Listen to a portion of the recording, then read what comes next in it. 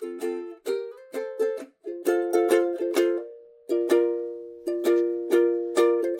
2021, All Things Montessori community. We did it. I can't believe it, but we made it through. I can tell you one thing. When Jamie and I started this podcast, we did not know, none of us knew, but I can't believe we've had so many episodes, talking about the pandemic and getting through it together. And I'm just so thankful for our community and for this podcast and for all the advice that we've gotten, the stories we've gotten to share. It has just been such a bright spot in 2020. And goodbye, 2020. Hello, 2021. Woohoo. So I'm so excited about this week's episode. We had the absolute pleasure of sitting down with two amazing Montessori practitioners. They are married, and one teaches upper elementary and one teaches lower elementary, and they've been in the classroom for many years. They have abundant amounts of wisdom, and just, it is such a fun conversation. It's pretty long. And I'll let our little intro introduce who they are, but we're so excited about it. We had just had such a lovely conversation, and we cannot wait to have them back on the podcast. So I hope you enjoy this amazing, long, and really, really valuable conversation. This episode, of course, is brought to you by Patreon. Thank you to all of our patrons for just being amazing. We love you. Your latest episode, bonus episode for December, was just dropped the other day, all about talking with children at the elementary level. It's more complicated than you think. And by complicated, I mean it's not. You just have to be yourself. But go ahead. If you want to become a patron like these amazing humans, you can go on to patreon.com and you can sign up. There's tiers that you can select. It's an amazing thing. And we really appreciate it because all of the funds that we get from Patreon, they go into making this podcast a reality, right? Because, podcasts, it takes a lot to make one work. So we're just so thankful for your support. So anyway, you can go over to Patreon if you want to become a patron. This episode is also brought to you by Sapling Supply.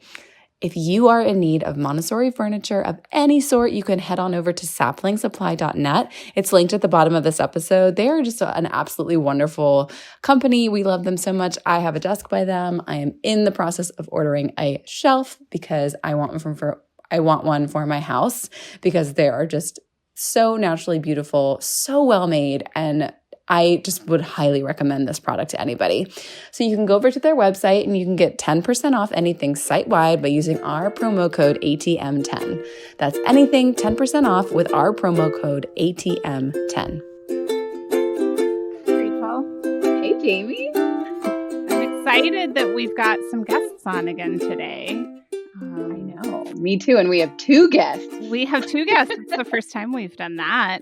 I know. And we're really lucky that they've taken a little bit of their winter break to share some time with us.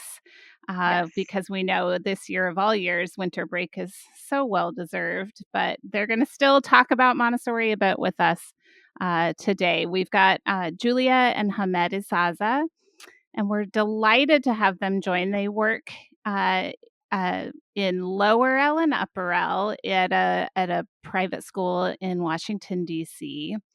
And we're just really excited. I've had so many conversations with both of them over the years, but actually maybe not so many together about Montessori and how we do this work. And I think you're just going to love to hear their perspectives and their wisdom, and they're both really fun people too. So I'm excited for this time together. Thanks, Julia and Hamed, for joining us. Hi there. We didn't know when to chime in, so That was perfect.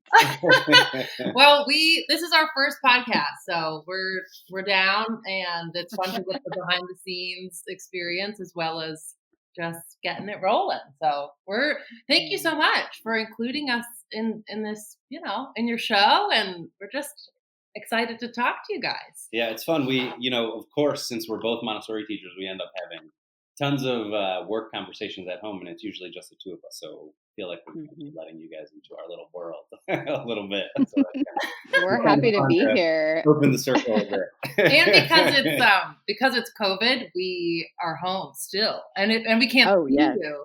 So it still feels kind of weird, like we're just talking at home again about Montessori.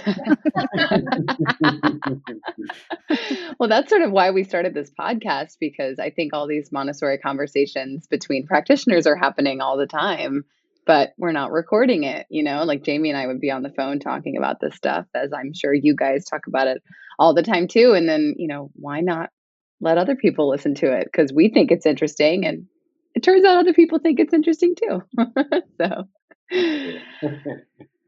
So what we like to do first, whenever we have guests on, we love to hear what led them to Montessori and their Montessori story. So you guys can flip a coin or whatever you want to do to decide who can go first. But we'd love to hear your Montessori story. Okay, I'll go first. We flipped. Awesome. I picked heads, and that's what it was.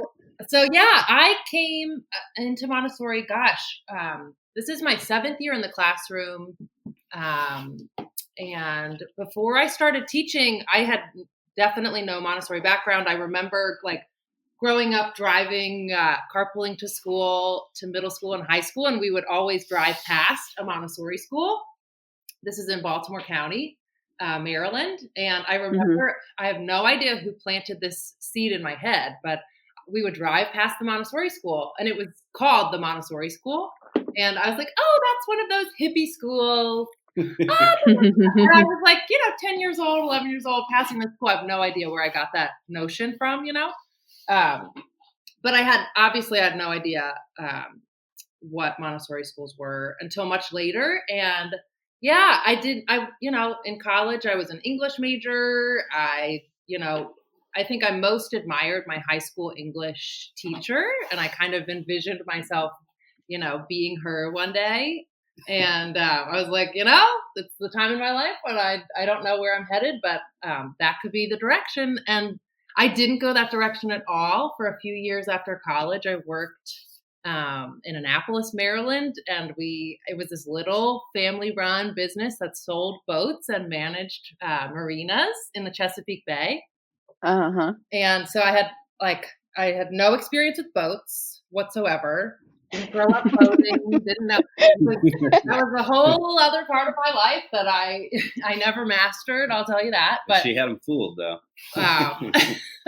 Love it. And anyway, that for me was not a lifelong goal. It was more just a cool opportunity that came my way after college, and I followed it for a little bit. But life kind of took me in a majorly different direction after 4 years in Annapolis, and I was kind of starting fresh. I was starting kind of from scratch again, and I kind of came back to that original idea of being a teacher. And so I looked at grad schools. I was thinking of somewhere local. I'm from the Baltimore area, and I do remember my mom handed me this little article, and it had Maria Montessori in it, and I had never really heard of her. I just had heard of this school, and I just remember being like, oh, what an optimistic perspective this woman has on children, And I didn't think I would be ever working with young children, although I had nannied and babysat and came from a really very large family. So I was around kids all the time growing up. But yeah, no, it was really fascinating. I ended up, my first footstep into a Montessori school was that school that I drove past every day growing up. And I had called them. I was like, hi, I'm curious about Montessori and what you guys do. And they were like, well, how much time do you have?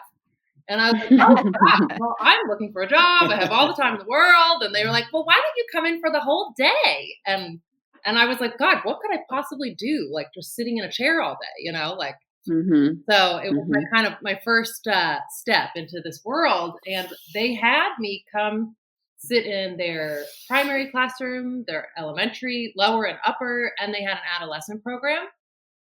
And I remember being in those rooms, just being completely captivated, totally confused. But also I'll never forget the way that the primary teacher spoke to those little 3-year-olds. I'll never forget just being like, where are the desks and where is the blackboard? And like, where are all of the little things that I was expecting to see, and none of it was there. And I was really fortunate in that moment because the upper elementary teacher at that school, who I don't keep in touch with at all, she just kind of she made herself available to me at the end of the day. And she said, she's like, our little school has an AMS training in the summer that we offer, on our campus. And she was like, but there's an AMI training center in like between Baltimore and DC. And I was like, what? Tell me more. And she was like, yeah, you can get an international diploma. You could teach anywhere in the world. And it just sounded very exciting. So I Googled WMI, ended up, I think, the first person I met, I think, was Jennifer Shields, WMI. And I remember she's just such a pro and super charming and super knowledgeable, obviously. And so she basically was like, look, you've got a bachelor's degree, like just apply, couldn't hurt to just apply. And I was in Cape Charles, Virginia, when I got an email that said I got accepted to WMI. And I literally was just like, I think I'm going to go for it. I don't even know. I don't even really know if like elementary was the level for me at the time. I kind of had a hunch that it was. But yeah, I don't know. I really took a leap, but there were a lot of things that kind of put me in that position to take that leap. And I look back fondly on all of it. Well, and you were part of a sort of infamous class at WMI, because I started there the next year, and basically no potluck ever measured up to what your group did. Like, you guys had a potluck game. Like, you guys are awesome at creating amazing spreads for socials. I had nothing to do with that whatsoever. I was also completely amazed at the creativity of that cohort. Like, I have to give a major shout out to a few of my former trainees. What do you call it when you're all trainees together? My colleagues. Yeah, I don't know. Trainees. I don't know. Fellow trainees. No, we had I had a classmate, Travis, who he made organic beet color. Like, he colored the ice cream or the sorbet with beet juice, so it was bright pink, just like the Pink Tower. And what? Oh my God. And built a Pink Tower, right? He built a Pink Tower out of sorbet. And then oh my God. It didn't melt right away. It was like beautifully, the dimensions were perfect. And he invited / kind of made Janet McDonald pour hot fudge down the Pink Tower. Oh my God. And so you were like on a baking competition. It was like basically a sacrilegious event that we all watched. And then it only got like better and better. Like, we have a good friend to this day who we've actually lived with. I've lived with her for a number of years until recently. She's from St. Petersburg, Russia. She would make her like incredible Russian borscht and like bring it in like a huge crock pot or something. Anyway, I think I was bringing like the Wegmans muffins or something. Right. Yes.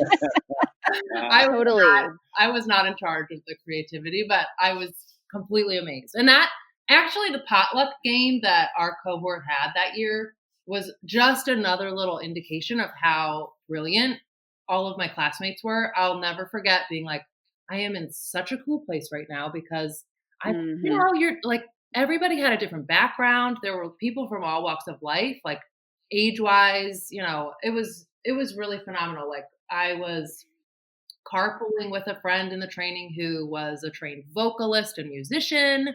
We got to know a friend who had like a former life as a biologist. It was very, very cool. So cool. Yeah. Cool. A lot of people, including myself, that didn't have traditional education backgrounds. Mm-hmm. So yeah, it was great. Amazing. Well, how about you, Hamed? What's your Montessori story? Yeah. So I think like a lot of people who do this work, I ended up stumbling into Montessori. I didn't know it existed, didn't know what it was before I set foot in a Montessori school. What I can say is that I remember from a pretty young age, I think when I was a teenager, I realized that, I didn't know what my life work would be, but I knew that it would be something in being like in service of people. Like I just didn't know how that was going to look. And what I did know, or what I thought I knew when I was that age, was that I didn't want to teach because my mother had been a teacher in the Chicago public school system for a number of years and had taught in some private schools prior to that. And it was just really rough for her. I knew it was really hard work, and it was, not a lot of people just, take teachers for granted and the amount of work that they have to do and sacrifice that they do. It didn't seem like something that I wanted to be a part of. So I didn't think that I would end up teaching.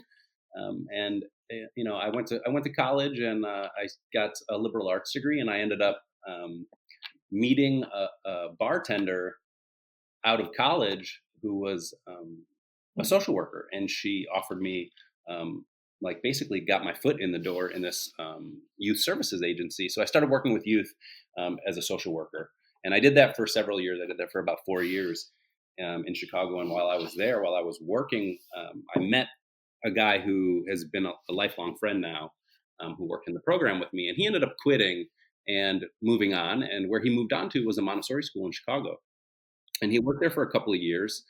And all the time we were in touch. And one day he knew I was kind of at the end of my social work rope because it's really difficult work. And I was looking for something new. So he said, you know what, you should come check out this school I work at. I think that you'd like it, and I think they would like you. So, if you want to come check it out and do a walkthrough of the school. They did like these prospective teacher coffees. There was about a group of 30 prospective employees, and they just walked us through the school. I'd never been to a Montessori school, and it was a pretty big school. There was almost 600 students in that school, and it's like about 5 stories. So there's, a lot of stairwells, a lot of hallways, a lot of classrooms. It's a really vibrant place. And I just remember from the moment I walked in and I started looking around the hallways and watching these little people unsupervised, just walking all over the building, laying on the stairwells, like doing work, and just I was kind of shocked. I was just like, who's watching all these kids? Like, and how are they not acting totally out of control right now? But as I walked through the classrooms and saw what everything was doing, I just was kind of in awe. And at the end of our coffee, they brought us into a room with the 7th and 8th grade, not all the 7th and 8th graders, but a panel of about 6th, 7th, and 8th graders. And just to give you a little perspective, I had been working with kids who were between the ages of 15 and 21 for about the past 4 years, even when I was at this coffee. And I just remember then listening to these, 7th and 8th graders talk about their experience at this school. And many of them had been in the school since they were toddlers or 3-year-olds. And they were just so in love with their learning environment and their experience. And above that, beyond that, they were just so comfortable in their own skin. And to speak in front of, a group of adults like that so easily.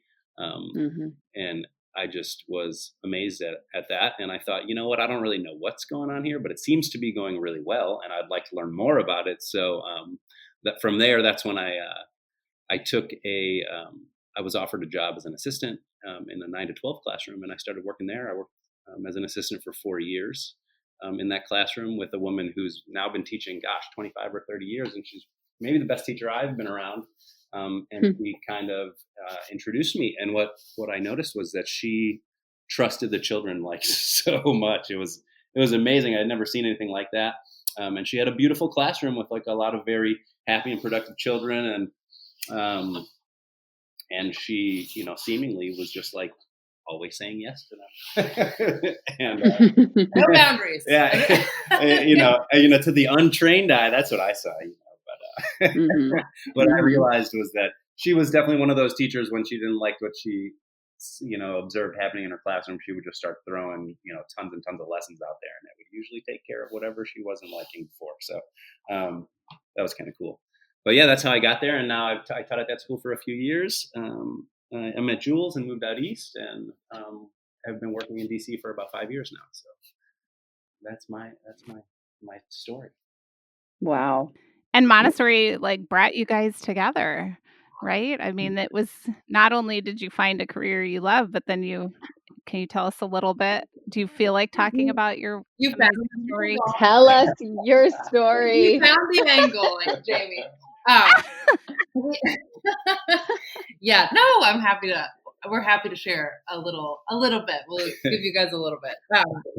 So I finished my WMI training, and I think it's probably abundantly clear from the short story that I shared, but I had no background or teaching experience. So I was really kind of like taking all of this beautiful kind of utopian child development information to heart. And I was, so excited to get started for my very first year in the classroom. But that summer, before starting my first classroom, I took the master's that was offered at Loyola University in Baltimore. And that is quite close to where I grew up. So I was, at the time, fortunate to be able to live.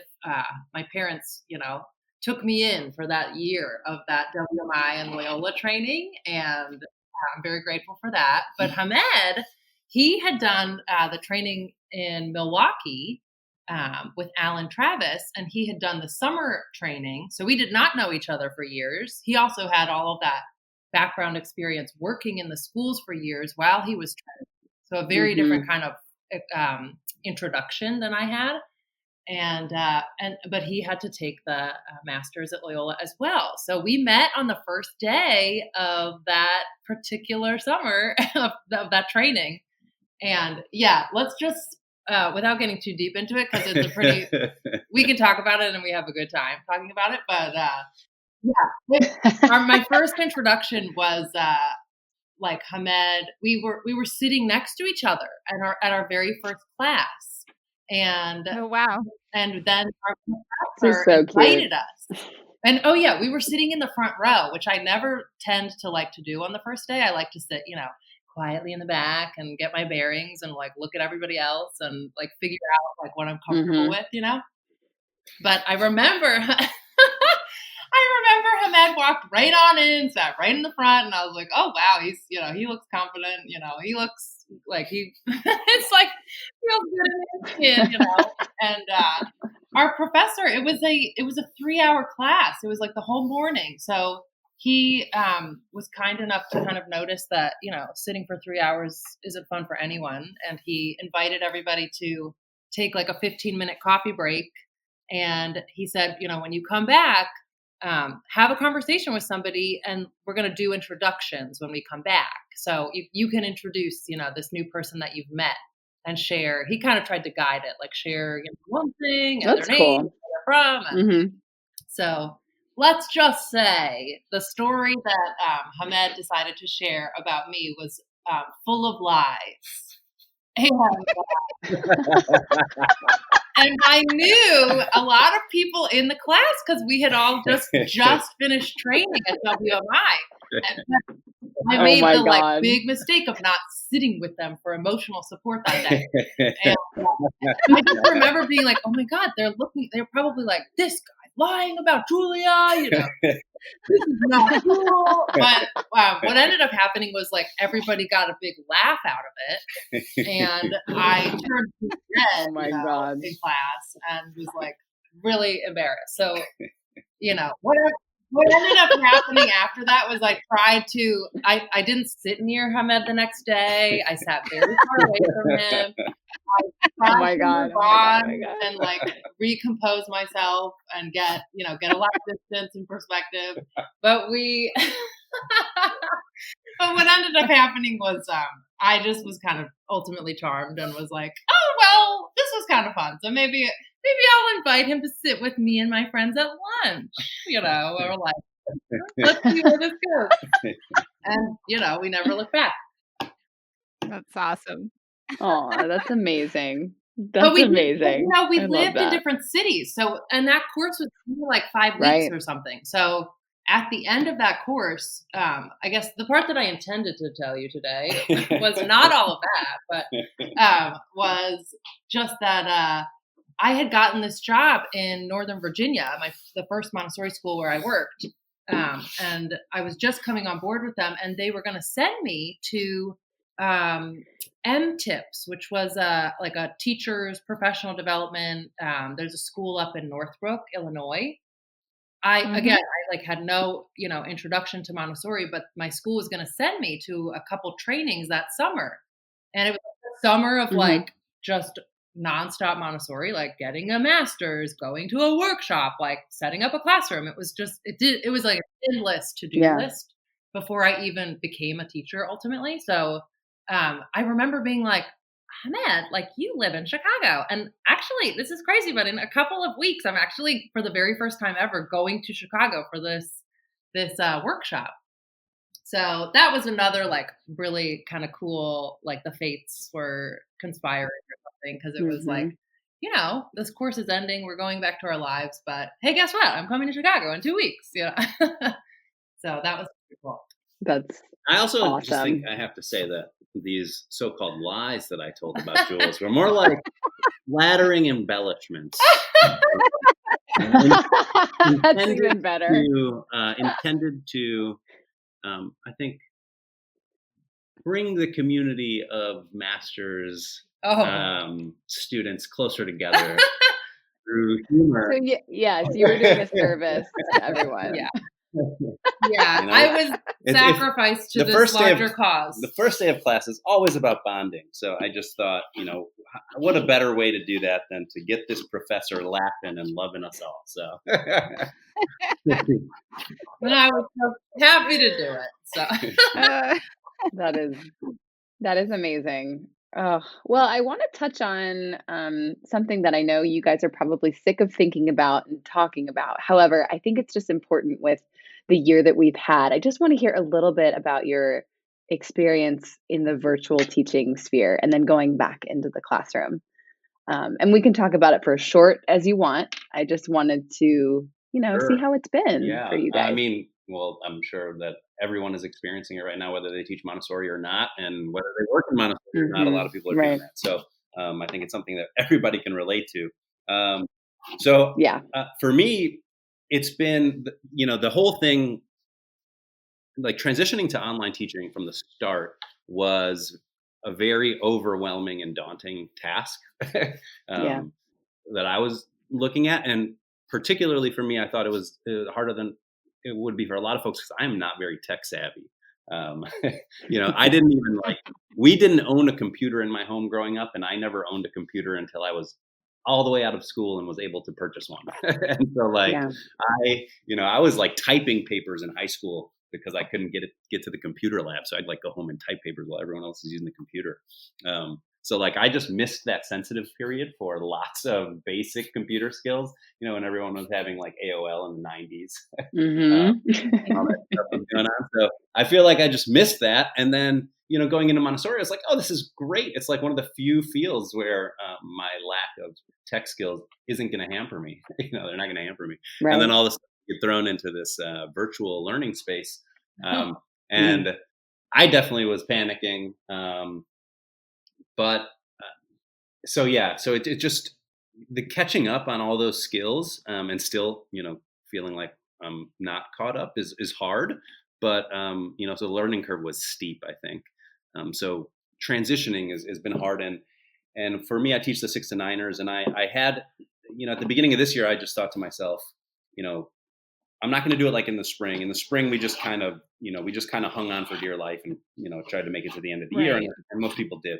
But when the spring came around and we were going to actually start teaching live and everything, I thought to myself, the only thing I know how to do is to give these Montessori lessons. So, I tried to incorporate as much of the Montessori materials as I could throughout all of this teaching. And I've been able to do it, I think, relatively successfully. But the thing that happens is that it takes a long time to adapt those lessons, put them on the screen. So that has just taken an inordinate amount of time. So that was pretty tough. But Jules, I think maybe you can talk about your time with the online teaching. Although we did have that summer, we did have a nice, our school put together a little committee of folks who were going to kind of craft the distance learning program for this year, and it went well. And I think we were able to like create a nice program that worked for, I think about as well as we had hoped it would for the first couple months of school. So that was nice. Yeah, and you're in lower elementary, right? Yeah, and I'm in lower L and she's in upper L. That's so like right. It's a little easier for her kids, I think, to do things online than it's for Yeah, totally. A 6-year-old and a 9-year-old, that's a big difference when it comes to the computer. Right. I've got like, 9, 10, and 11-year-olds who are inviting me to their like independent Zoom meetings. I'm Totally. like, how did you figure that out? Or when I'm on Zoom and they'll be like, Mrs. Isaza, like, Yeah. did you know you can make a virtual background? I'm like, well, I've heard about those things, but I don't know how to do it. And they're like, let me show you.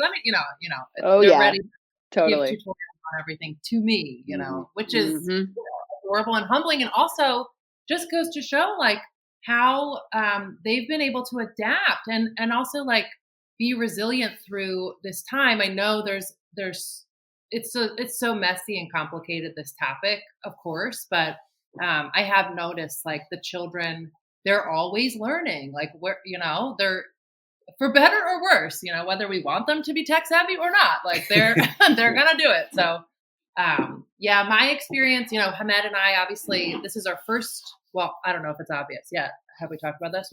We both are working at the same school for the first time ever this year. And as we said, at different levels. And so we were fortunate to have an opportunity this summer to do a lot of that planning because last spring, whatever the day was, March 12th or 13th, like that infamous day when everything shut down. Yeah.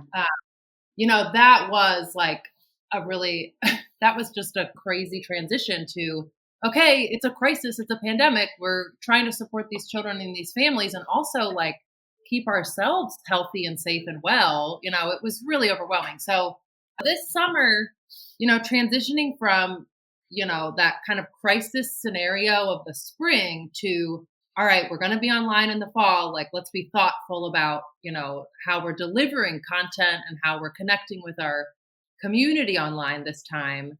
I do have to say, like, I just immediately reached out to some, mentor type teachers in the area who had already been teaching online. And I felt really heartened by, some of the advice that I got.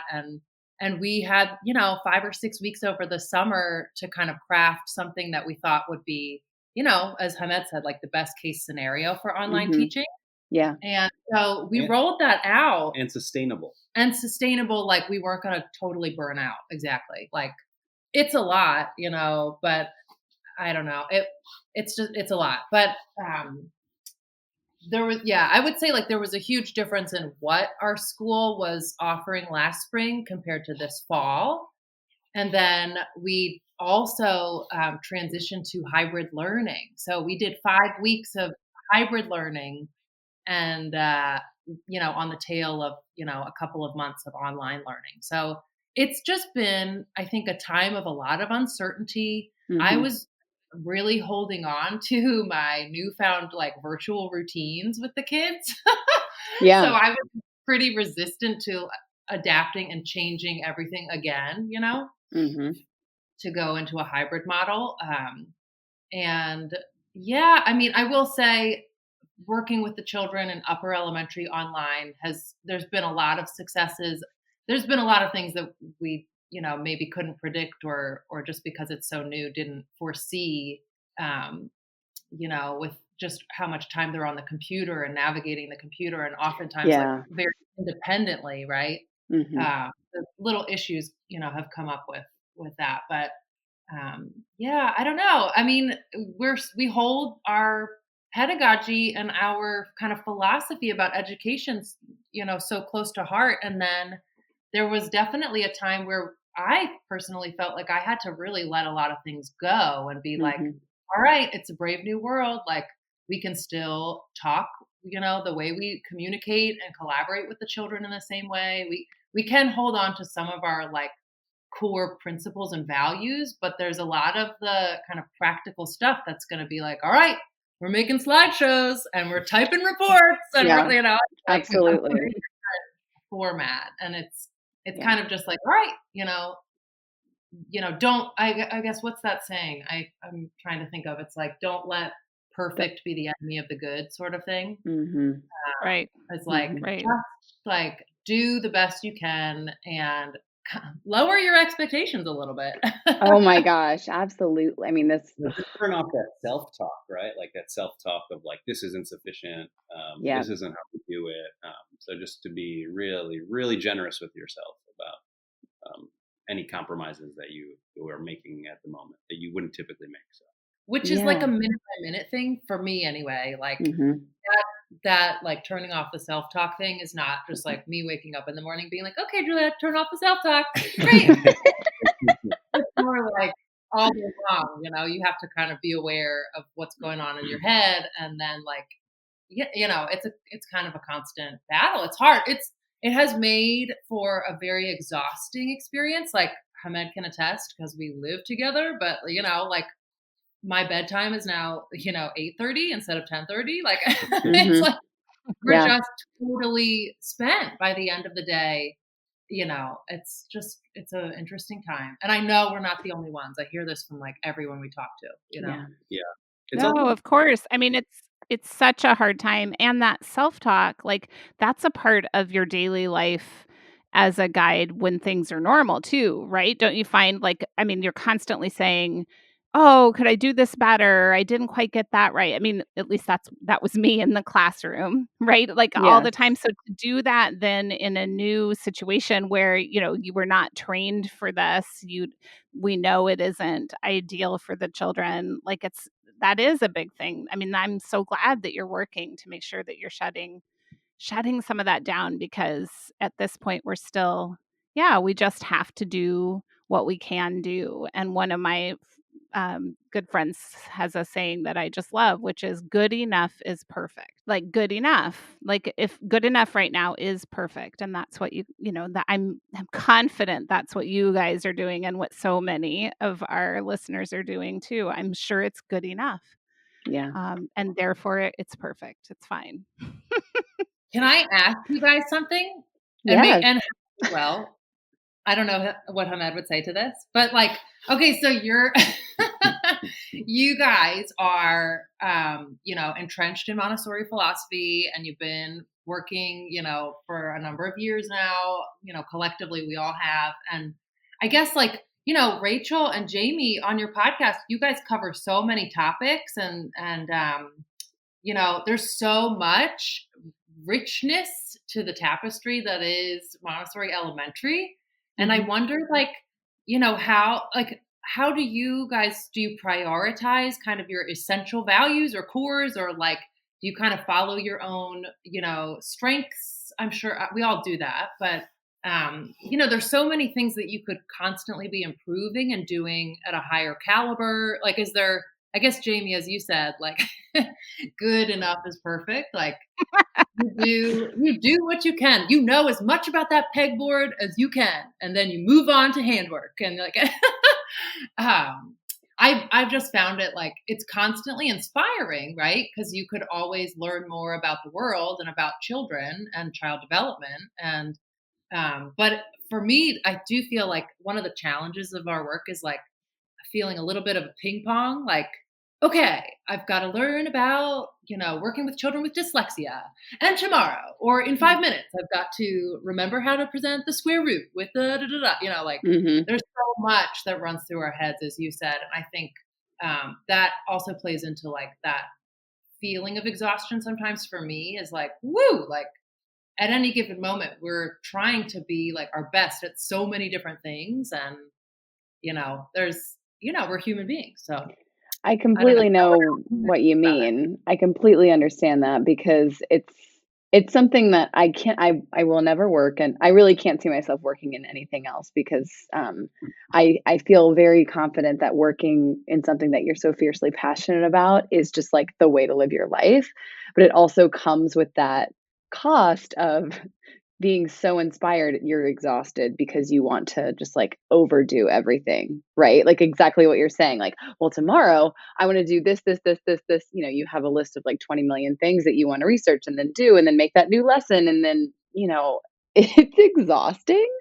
But that's also what makes it so exciting, right? Yeah. But then at the same time, having that self-care and being like, you know what? I only gave 2 lessons today, or I didn't get to that one thing, or the classroom's a mess, or I mean, whatever. There are so many things, and it's something I have to daily work on in my personal life and especially in Montessori. I have to let a lot of stuff go. Because I think also as teachers, we're enormous perfectionists, because we care about the work so much, And I know what you were saying earlier about the kind of utopian view of Montessori. And I was totally there after the training. I was like on cloud nine, like skipping around in like fantasy land, thinking that like all of that was possible. and then, it is. I'm not saying it's not, and then I got in the classroom and I just sort of had like a really rude awakening, like, oh, okay. I don't know. So It's it's it's really interesting too when you talk about these really long and wide to-do lists that are Mhm.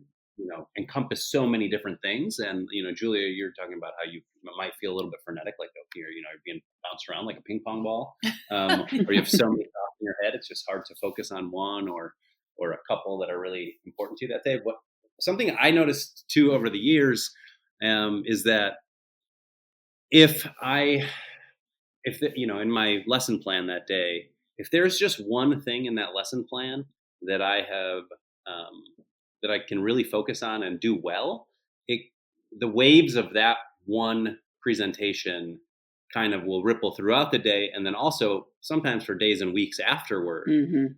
And I notice that when I am trying to put too much on my plate, and give too much, that the quality of things kind of falls, and then it's much less impactful in the classroom. So I almost think that more is less is more, Yeah. in some instances. Mhm.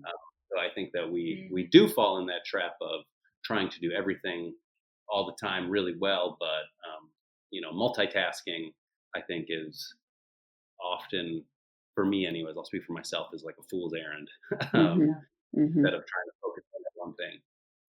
I think you're right. And I think too, like the key in this work and the thing that's I think a really difficult tension is that we do have to plan, really be prepared and plan and have a good structure in place that we hold very lightly so that we can then be fully present in every moment. And when we know that sort of the plan is in place and the river is going to flow that direction no matter what we do. We're going to end up wherever we're meant to end up. But that then, rather than try to control that river, let's flow with it and be present in that. That's kind of how we have to approach our day-to-day work in the classroom, which is hard, I think. Even all of us that really buy into the Montessori approach, letting working with that energy that's already going forward instead of trying to control it can sometimes be hard, right? And that's where that's where if we can stay focused in the present, knowing these children are going to learn no matter what we do, we can do what we think is the greatest lesson, and they maybe will get something, like the learning doesn't necessarily happen because of us anyway. So it oftentimes happens when you're not there, right? That's a Yeah. humbling experience as well. I'm sure you've all had, like, oh, I did this great thing and you didn't learn it, and 2 months later, like, you figured it out on your own. Um, and so that sort of like staying in that present moment, getting excited about one thing, like that passion and joy, that's often something I really say to teachers when I've been doing coaching is like, what makes you excited? Like, forget about the kids. Let's do something you want to do and get you passionate again. All of those are great like tips to refocus that energy. And I think super important right now when everyone's way closer to burnout Yeah. than normal. Mhm. It's funny too. This is making me think about. So at our school, we write. I guess there's 2 times a year where each guide is responsible to, make a blog post or something like that for the school's website. And I just wrote mine like last week, and it was just about all the things that I don't teach, that end up being taught and learned anyways by the Mm. and so the last 5 weeks that we were in school with the kids, we had like we were at half capacity, but we had them in there. I was reminded of that because of all this time in the spring and in the fall online. I kind of, you don't see the collaboration so much, and you don't see the peer teaching. But in the last 5 weeks, it's just, I've been reminded that, oh yeah, all that stuff happens. So, I've had a few children give presentations to, the rest of the class on things that they kind of enjoyed. And I just thought to myself, oh, great. Like, it's okay. I didn't teach it to everyone, but somehow like 3/4 of the class know how to do this and 3/4 of the class know how to do that. And, it's allowed me to not worry so much, not overburden myself so much with making sure that I'm covering every single topic that I possibly need to cover, those kinds of things. So that's been a lovely reminder to have, going back to school. Yeah, and just to carry that one step further too, I can relate when we did go back into in-person learning these past 5 weeks. I do remember being like, there were two students who wanted to write a script together. They were, taking a story that they had written last year, and they were kind of revisiting it, and they wanted it to be in a different format. So they wanted to write a script. And I remember kind of feeling like, the head honcho for a little bit, like, okay, let me, we can sit down and go through the revision process together when you're done the draft, da, da, da. And I was kind of like including myself just because that's, a habit that we have as teachers. And then I had a student, a 6th year, one of the, the oldest and one of the leaders of the class who was there in person that day. And she was like, oh, you guys want me to help you edit, or help you guys, I can do a peer review or something. And I was like, oh my gosh, thank goodness that you just reminded me that you guys have each other, like you don't need me to be your editor with the red pen, It was so great. And I just remember being like, oh my gosh, I'm so grateful for this little 6th year who's reminding me of like our culture, like how it's supposed to be. Yeah. So yeah, anyway, that's a great.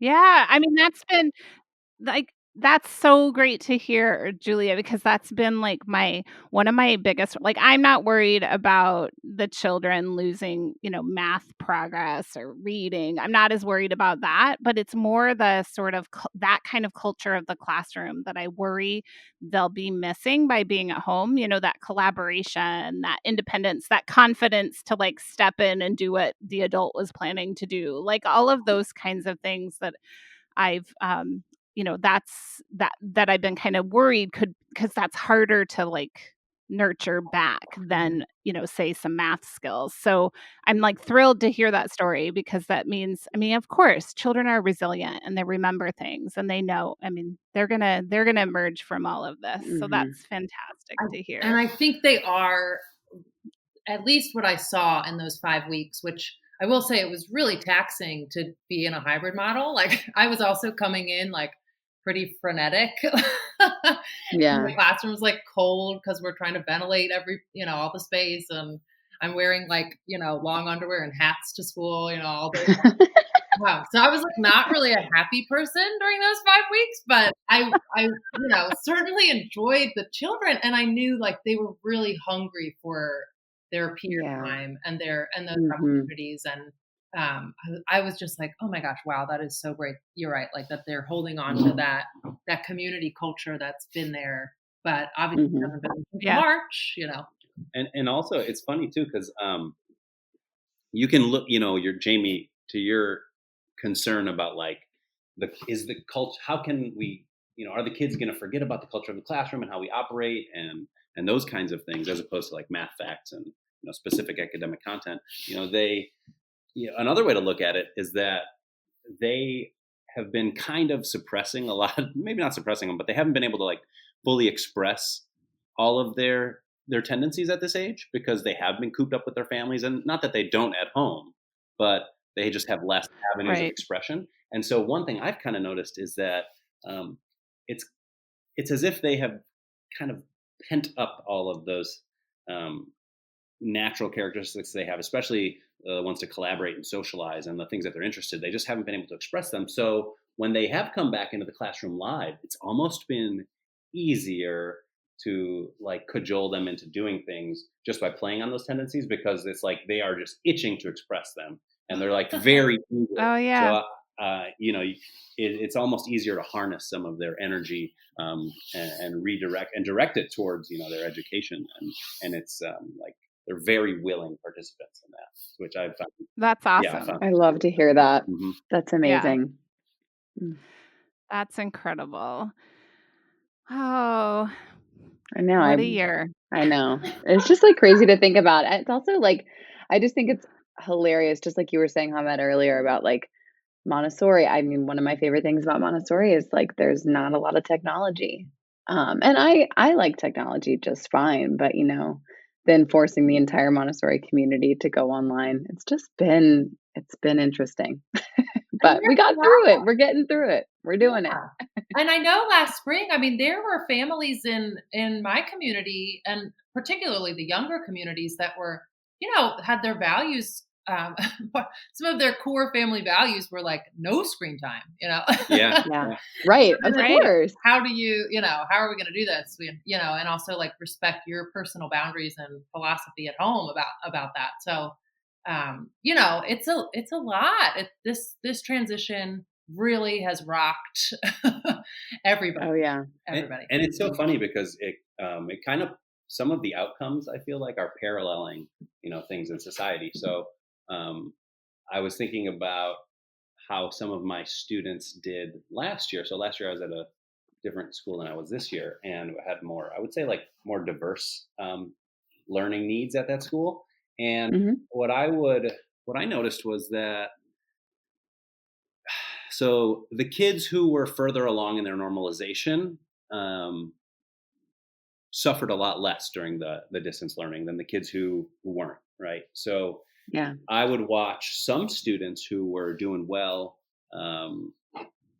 in their, I guess, in the building of themselves, like who are really coming far along and, becoming more independent.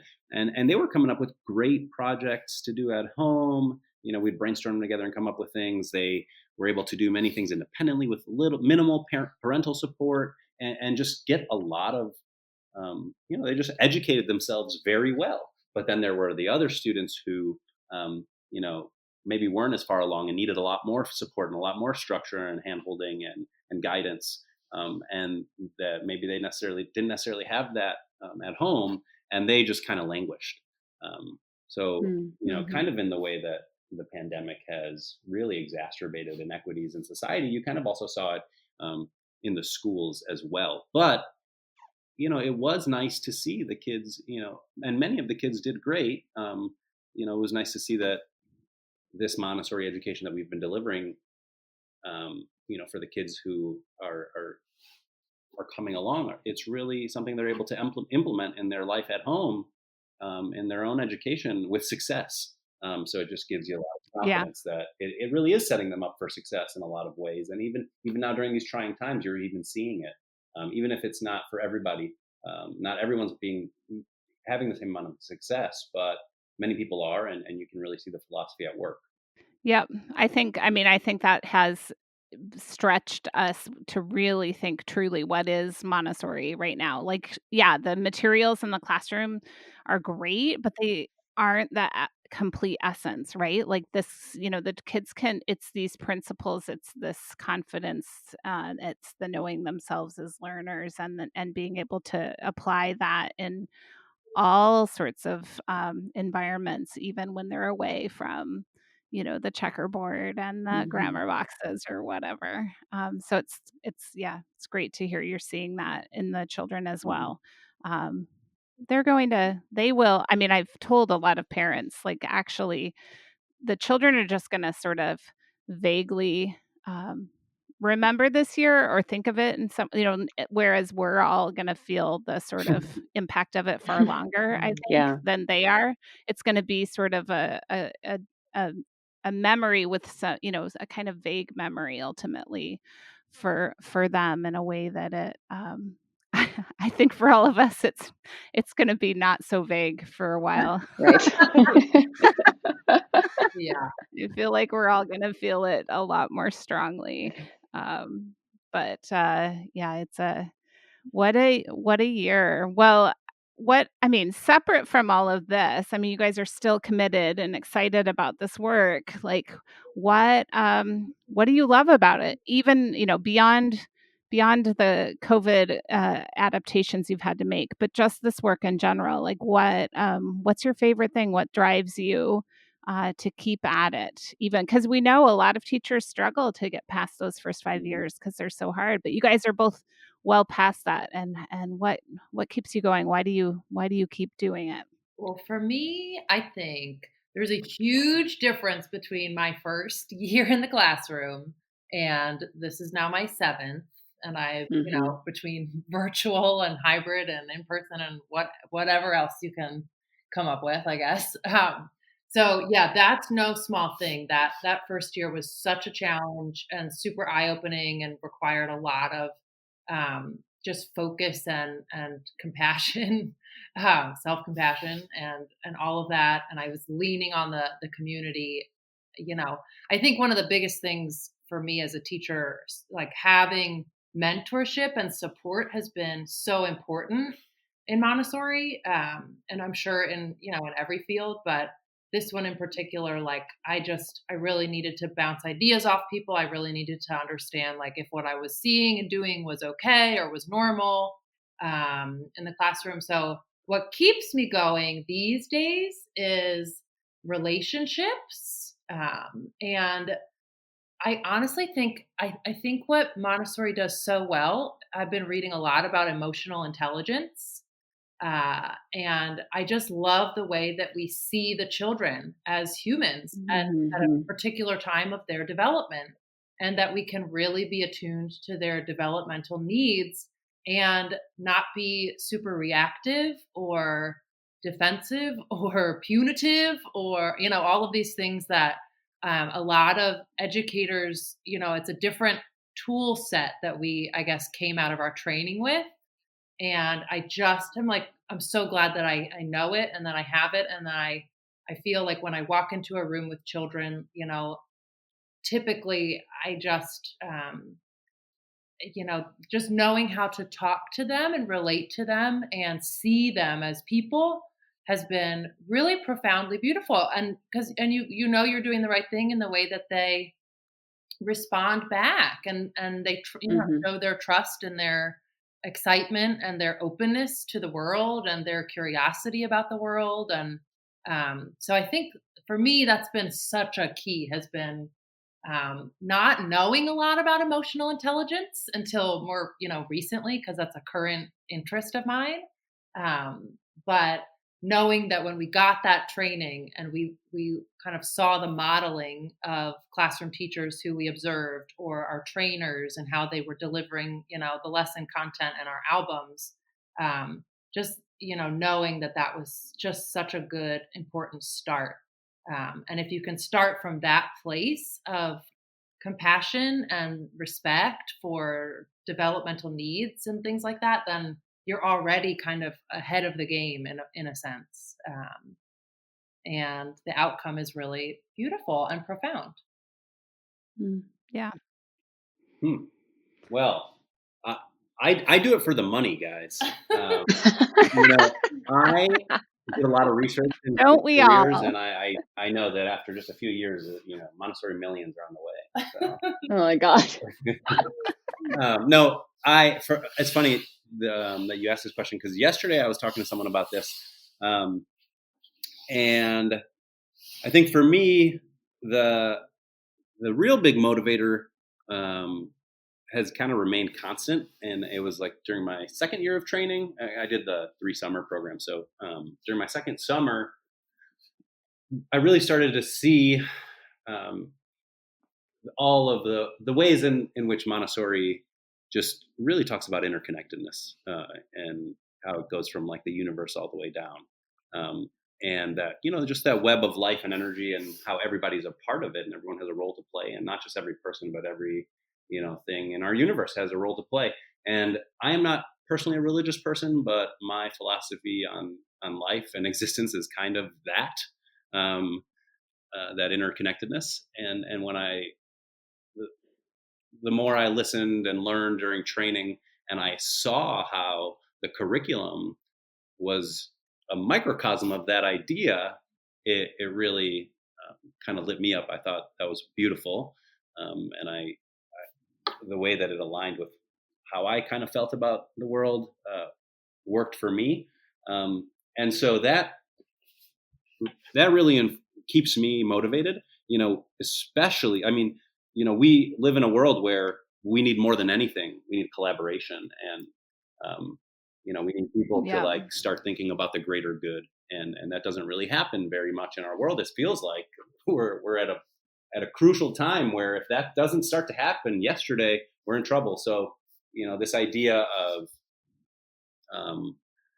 everybody being a part of a community, no one being above it, everybody contributing to it, everyone having a role, and to be able to exist harmoniously with those around you and the world is just so important. And I love that Montessori centers that. I love that is I think, as far as I can tell, like maybe one of the top goals of Montessori education. And of course, the hope that one day there will be peace. And without this type of an education, without framing the world and young people's minds that way, I think that peace will be difficult to reach. So I like the idea of being able to do that. So I love that. As much as there's a lot of beautiful things in the day-to-day minutia of the work, which I think is hard, and you're always developing your practice, and sometimes you're good, sometimes you're not, sometimes you're excited, sometimes you're not. That goal, that big vision is what I think is the most inspiring thing. I love that. Yeah, absolutely. I mean, that's what it's all about. And the optimism inherent in this work and the sort of hope for that future. And yeah, I agree. Like right now, especially, I can see how much this approach is needed moving forward. Yeah. You guys, this has been amazing to talk. I feel like we could just talk forever. We're going to have you back on. I've already decided. When we can all get together in person, we can keep talking again too. It's someday soon. Maybe in summer break. Right. We can't talk to you until we are on winter break when we're not totally live. But yeah, no, before we went on live, I told, or Hamed told Rachel, I don't know how this happened, but I got all dressed up for this. I got all dressed up for our interview thinking it was a video, and Hamed's like, Julia, it's not a video. It's going to be a it's a recording. And I was like, well, I just want to, feel good. You look great. No. What you can do, though, I'm serious, you can take a little selfie of you with your computer, and then we'll put that on the Instagram. It'll be cute. Yeah, we'll Thanks. No, thank you guys so much. This has been a real uplifting conversation.